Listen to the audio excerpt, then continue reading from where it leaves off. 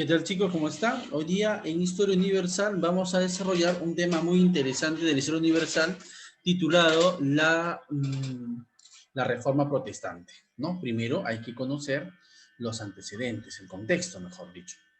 Bien, la Iglesia Católica, ¿no? Era la institución más importante de la Edad Media, porque tenía una gran influencia política sobre los monarcas, los príncipes, los duques, incluso los emperadores de aquellos tiempos, ¿no? Si tú querías ser reconocido como emperador o rey, tenías que contar con el aval de la Iglesia Católica. A cambio de esto, te comprometías a darle contribuciones muy generosas a la Iglesia Católica, darle tierras, o, ¿por qué no?, también dinero a modo de contribuciones.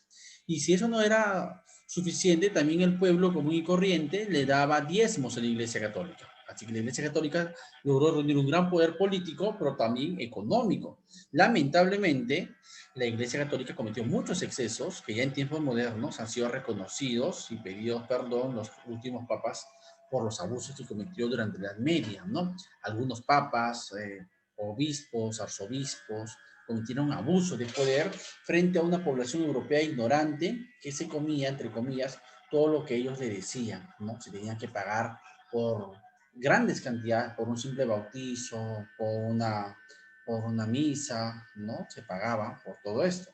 Pero bueno, tú dirás, eso todavía se sigue dando. Y claro, ¿no? Pero hoy es como voluntario, ¿no? Tú puedes dar en la iglesia católica un diezmo de 20 céntimos, de un sol, de 1000 soles si quieres, pero en aquellos años era como que no, era obligatorio, ¿no? Y entonces, pero sin embargo, no era el único abuso que cometía la iglesia católica en aquellos años. O, por ejemplo, muchos sacerdotes tenían mujeres, no cumplían el celibato. Algunos sacerdotes, eh, compraban cargos eclesiásticos, ¿no? O sea, para ascender en la jerarquía, le pagaban al obispo o al arzobispo para que los asciendan. Así que era una iglesia católica lamentablemente muy corrupta, ¿no? Con muchos pecados, muchos pecadillos. Pero tú dirás, entonces la gente qué hacía, ¿por qué no reclamaba? La gente no reclamaba, ¿sabes por qué? Porque la iglesia católica había creado instrumentos para darle miedo a la gente. Si tú te atrevías a hablar en contra de estas costumbres, criticabas a un sacerdote o al papa, simplemente te excomulgaban, es decir, te expulsaban de la iglesia católica, y eso significaba que te condenabas al infierno. Si todo un pueblo hacía lo mismo, se le hacía el interdicto, ¿no? Era como que todo el pueblo también se le excomulgaba. Y por último, si eso no fuera poco, también te podían torturar a través de la Santa Inquisición, te perseguían, te torturaban y hasta te podían matar la Santa Inquisición. Así que todos estos pecados de la Iglesia Católica eran como permisibles porque la gente simplemente no tenía de otra, ¿ok? Pero como todo tiene su límite, la gota que va a rebalsar el vaso va a ocurrir cuando el Papa, León X, no se le va a ocurrir mejor idea que vender indulgencias. Y tú dirás, ¿y qué era eso? ¿O para qué lo hizo? Lo que pasa es que el Papa León quiso modernizar, quiso ampliar su casa, ¿no? El templo principal de la Iglesia Católica, que hasta el día de hoy perdura, ¿no? El impresionante Basílica de San Pedro y San Pablo, ¿no? Que en ese momento se quería ampliar, y eso implicaba muchísimo dinero en arquitectos, en pintores. Recuerda que estábamos en pleno Renacimiento, y a este señor, al Papa, no se le ocurre mejor idea que ordenar que todos los sacerdotes de Europa pongan a la venta, tras sus misas dominicales o diarias, documentos impresas, ¿no? Con la impresora de Gutenberg. Se proliferan estos documentos donde supuestamente tú tenías la potestad de que Dios te perdone tus pecados y te asegures el cielo cuando mueras, o que peor aún, si es que algún familiar había muerto en pecado, tú los podías liberar del infierno mandándolos al paraíso, ¿no? ¿A cambio de qué? A cambio de plata. Es decir, la venta de indulgencias. El cielo se abre siempre y cuando tú aportes un dinerito para que tu alma o las almas de aquellas personas que están en el purgatorio, esperando el juicio final, donde finalmente seguramente van a ir al infierno, tú les permitas ir al cielo a cambio de dinero. Así de sencillo, ¿no? O sea, como que el cielo se prostituyó, a cambio de plata se abrían las puertas del cielo. Es algo, pues, que sin embargo, aunque hoy nos parezca ridículo, en aquellos años donde cundía la ignorancia, muchos europeos eran analfabetos, se la creyeron, se la creyeron. No muchos, no digo todos, pero sí una proporción importante de esos europeos campesinos que vivían todavía en zonas rurales, aunque estaban comenzando a proliferar poco a poco las ciudades, pero la gente lo asumía como cierto y pagaba de buena gana estas indulgencias. Pero un sector, ¿no? De la Iglesia Católica no lo vio con buenos ojos, más bien lo criticó. Y esta crítica los hizo un sacerdote justamente en lo que hoy es el Sacro Imperio, lo que hoy es Alemania, ¿no? Que en aquellos años no existía tal como hoy conocemos Alemania. Integraba el Sacro Imperio Romano Germánico, que ya lo hemos estudiado. Allí oficiaba misas el sacerdote Martín Lutero, el cual junto con un grupo de seguidores, ¿no? Van a analizar estas ventas de indulgencia, les van a contrastar con la Biblia, van a revisar toda la Biblia y en qué parte de la Biblia dice de que el cielo se gana no por tus actos, sino por plata, y en ningún lugar de la Biblia está. Así que basan su crítica, su rechazo a las indulgencias usando la Biblia, y finalmente hacen 95 ideas que se llaman 95 tesis contra la venta de indulgencias, hechas por Martín Lutero a puño y letra, ¿no? Y finalmente él, el 31 de octubre de 1517, la clavetea, este documento lo clavetea en la puerta de la iglesia de Gutenberg, donde él vivía, ¿no? Algunos de sus seguidores esta hoja de este documento lo imprimen, ¿no? Sacan más copias y lo proliferan, lo difunden, lo traducen incluso en diversas lenguas para que toda la gente lo lea y lo entienda. Y es así como en el CIR, en el Sacro Imperio Romano Germánico, cada vez más personas que eran católicas y que criticaban ya desde antes a la iglesia, comienzan a ver a Lutero como su líder. Lutero de repente al comienzo no pretendía crear una nueva religión, simplemente rechazar las indulgencias, basado en la teología, basado en la palabra de Dios.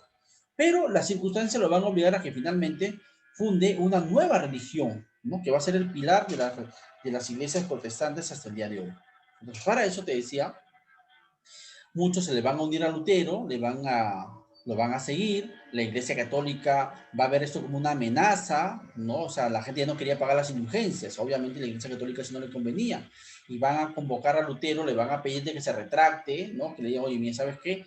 La estás fregando, no nos conviene, si tú eres parte de la Iglesia Católica, pues retráctate, di lo que dijiste, te equivocaste, y que las indulgencias son válidas, pero Lutero no se quiso retractar, entonces la Iglesia Católica estaba tramando eliminar a Lutero. Muerto tú sabes la cabeza, muerto el cuerpo.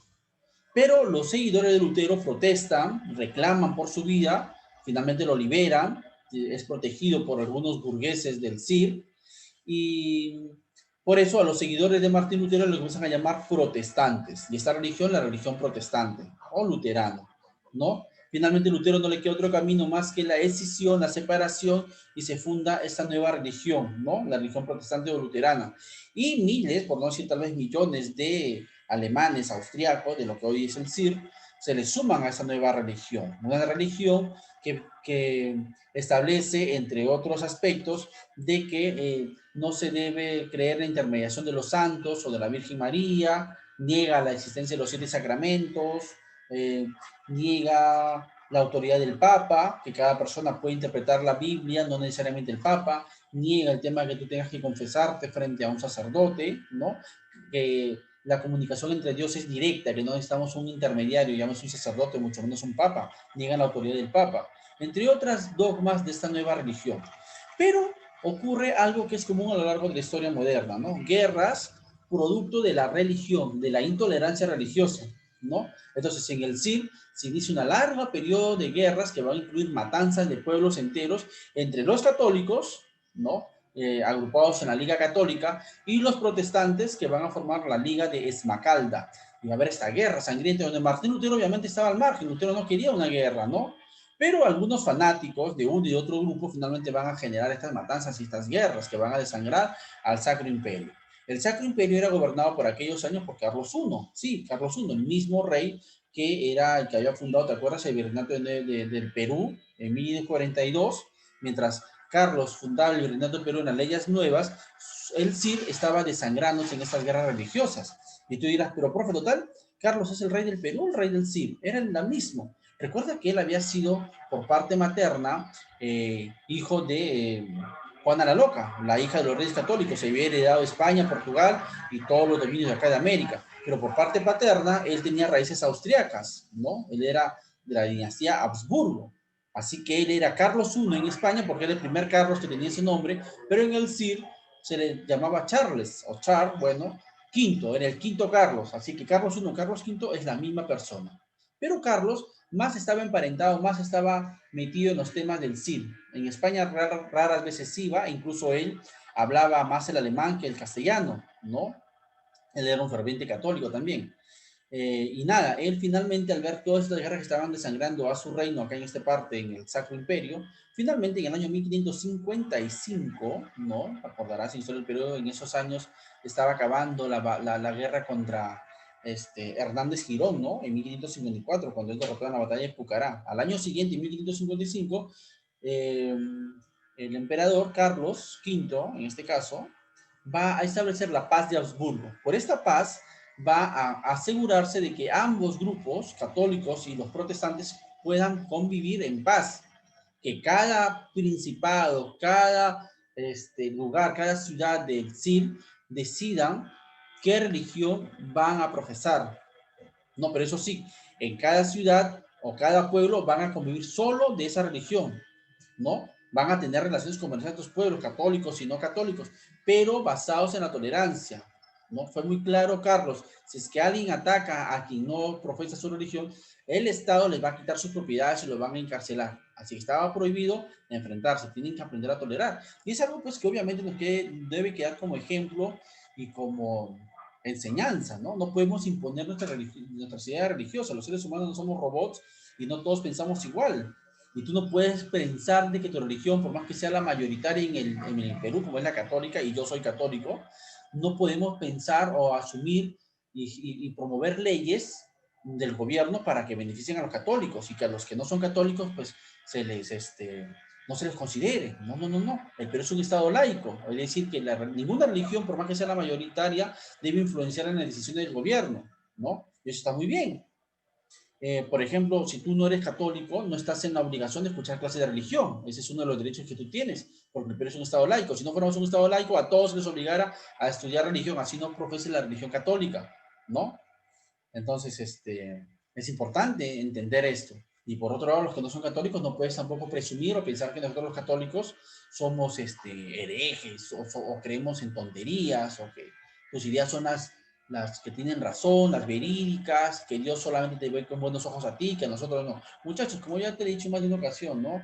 Dios creó al hombre y el hombre creó las religiones. Tú solamente crees en un ser supremo llamado Dios, Yahvé, Buda, o como quieran llamar a las diversas religiones del mundo, pero lo importante es que tú sepas que tienes que hacer el bien al prójimo y saber de que va a haber un juicio final en la cual se te va a medir tus, tus, tus virtudes y tus defectos, ¿no? Y que va a haber un cielo y un infierno, y eso nos debe motivar a portarnos bien, a actuar bien con el resto, no hacer el daño. Y si no crees en Dios, recuerda que todo lo que tú haces va a regresar en ti mucho peor, ¿no? Así que tranquilo, relájate, no puedes imponer tu religión a otro. Respeta la religión de otros para que también a ti te respete. Sabiendo de que al fin y al cabo todos somos seres humanos, que todos nos equivocamos y que nadie tiene la verdad absoluta, porque si no fuera Dios, pues, ¿no? Ok, muchachos, más nada. Un abrazo, cuídense, nos vemos en una próxima oportunidad.